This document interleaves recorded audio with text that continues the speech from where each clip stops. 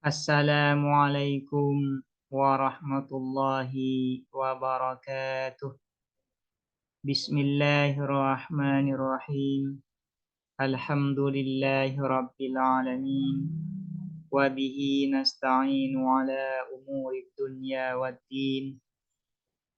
Wassalatu wassalamu ala ashrafil anbiya'i wal mursalin.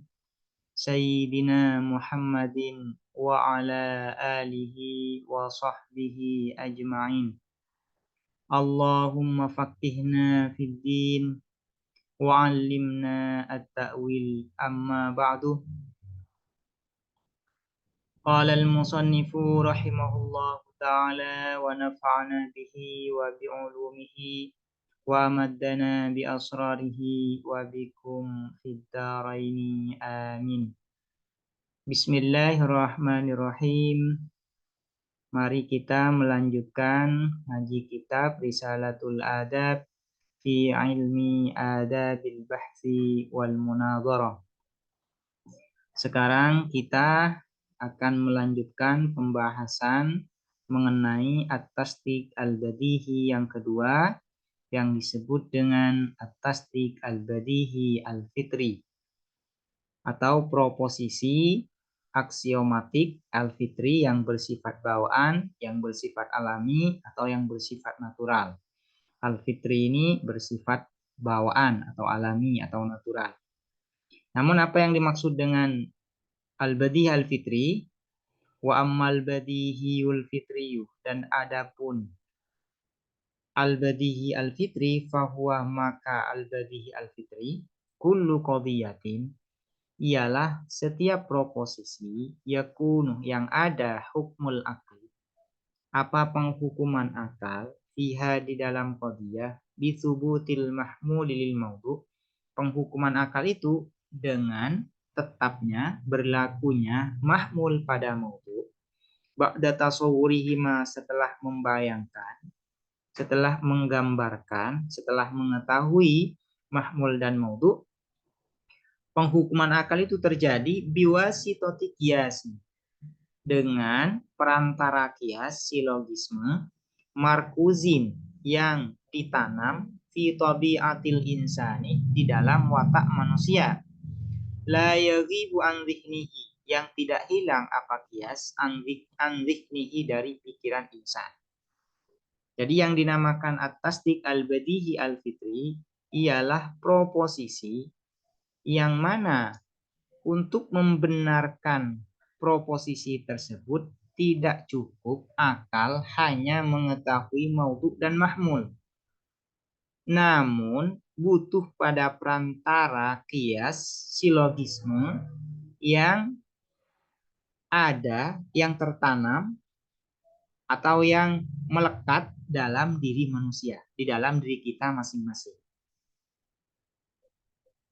Karena itu al-badihi al-fitri ini disebut al-fitri. Kenapa disebut dengan al-fitri? Karena wasitoh yang menjadi perantara untuk membenarkan qadiyah tersebut, yaitu wasitohnya berupa kias, berupa silogisme yang memang tertanam ada di dalam diri kita masing-masing. Makanya itu disebut dengan al-fitri. Karena kias ini bersifat fitri, bersifat bawaan. Wa min amsilati dzalika, dan ialah sebagian dari contoh-contoh al-badihi al-fitri, qauluna, adapun perkataan kita, al-arba'atu zaujun, adapun 4, zaujun ialah genap. Ini adalah proposisi qadiyah. Yang menjadi maudhu adalah al-arba'ah, dan yang menjadi mahmul adalah zauj. Nah, untuk membenarkan qadiyah ini tidak cukup akal hanya mengetahui apa itu arba'ah dan apa itu zauj. Nah, namun butuh pada kias yang ada di dalam diri kita, ya, di dalam diri kita masing-masing. Untuk membenarkan proposisi ini, ya, proposisi ini akal harus tahu apa itu arba'ah. Akal juga harus tahu apa itu zauj. Namun juga butuh pada perantara kias yang ada di dalam diri kita, yang sudah tertanam di dalam diri kita. Yaitu zauj itu, genap itu adalah bilangan yang bisa dibagi menjadi dua. Itu zauj. Makna dari zauj itu. Nah, al-arba'ah, empat ini, ya, empat, bilangan empat, bisa dibagi menjadi dua. Bisa dibagi dua. Wa kullu adadin mungqasimun ini zaujun. Dan setiap bilangan yang bisa dibagi menjadi dua adalah genap. Berarti al-arba'atu zaujun ini benar. Kenapa? Karena empat ini bisa dibagi menjadi dua.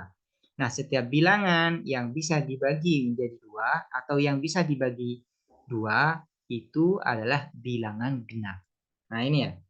Ini untuk membenarkan qadhiyah ini, untuk membenarkan proposisi ini tidak cukup hanya mengetahui itu apa empat dan apa itu zauj.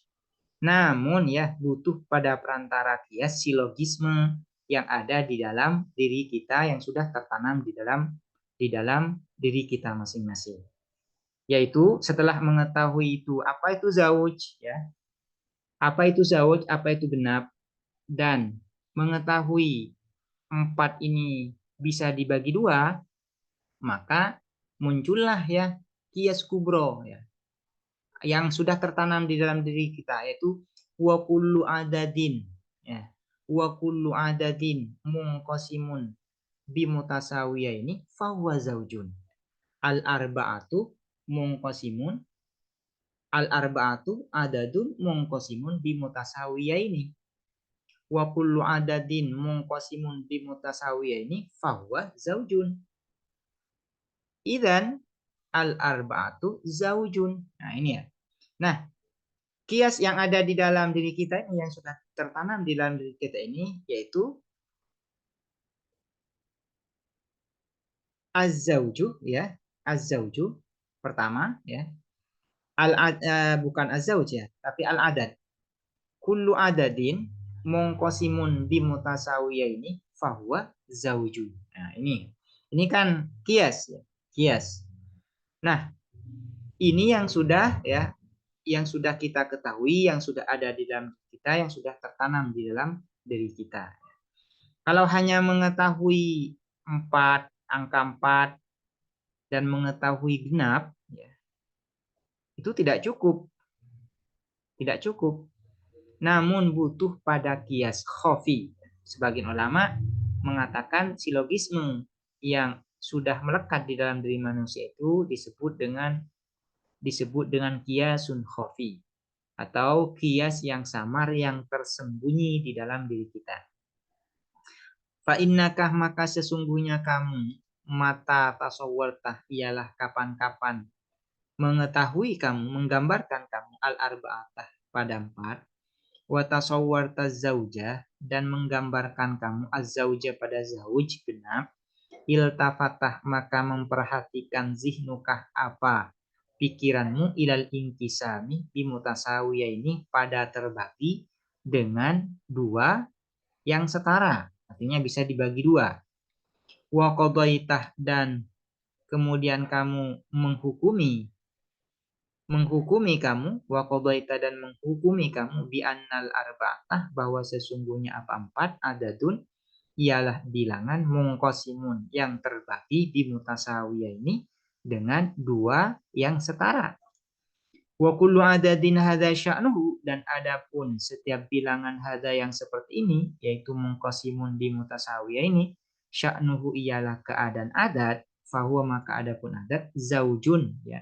Zaujun ialah genap. Ini ya kias ya. Kias yang sudah ada di dalam diri kita. Di dalam diri manusia. Wahina idin dan pada saat itu tahkumu menghukumi kamu Bithubuti zaujiyati dengan tetapnya genap lil arbaati pada 4. Namun butuh perantara. Perantaranya apa? Biwasitoti hadal kiasi dengan perantara kias ini yaitu ya al arbaatu adadun mungkosimun bimutasawiya ini wa kullu adadin hada sya'ku fahuwa zauj. Biwasitoti hadal kias dengan perantara kias ini, silogisme ini atau yang bersifat watak, yang bersifat bawaan, yang bersifat natural, alladzi yang la tauful yang tidak lupa kamu anhu dari hadal kias at-tabai. Nah, ini di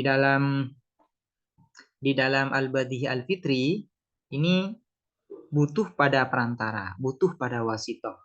Akal bisa membenarkan bahwasanya mahmul berlaku pada maudhu atau akal bisa membenarkan proposisi itu ya bukan hanya cukup mengetahui mahmul dan maudhu namun juga butuh pada wasitoh, pada perantara. Perantaranya ini yaitu berupa kias khafi, kias silogisme yang sudah tertanam di dalam diri manusia. Berbeda kalau al-badihi al-awwali. Al-badihi al-awwali akal membenarkan proposisi al-badihi al-awwali cukup hanya mengetahui maudhu dan mahmulnya. Baru akal membenarkan. Setelah mengetahui maudhu dan mahmul, baru akal membenarkan, bisa membenarkan. Namun di dalam al-badihi al-fitri tidak cukup akal hanya mengetahui maudhu dan mahmul, namun butuh pada wasitoh, pada perantara kias khafi yang tertanam di dalam diri manusia. Wasitoh sebagaimana dijelaskan di pertemuan sebelumnya yaitu ma huwa wasilatun lil ilmi bisyai, yaitu yang menjadi perantara untuk mengetahui sesuatu yang lain. Itu disebut dengan wasitoh. Disebut dengan wasitoh. Kias khafi ini menjadi perantara agar akal bisa membenarkan proposisi al-badihi al-fitri. Misalnya di dalam contoh ini, kias ini yaitu kullu adadin ya mungkosimun bimutasawiyaini fahuwa zaujun, kias ini ya menjadi perantara agar akal bisa membenarkan al arba'atu zaujud, 4 itu adalah genap. Itu maksudnya ya. Maksudnya yang disebut dengan wasitoh ya, wasitoh yang disebut dengan perantara. Demikian, semoga dapat dipahami dan bermanfaat. Assalamualaikum warahmatullahi wabarakatuh.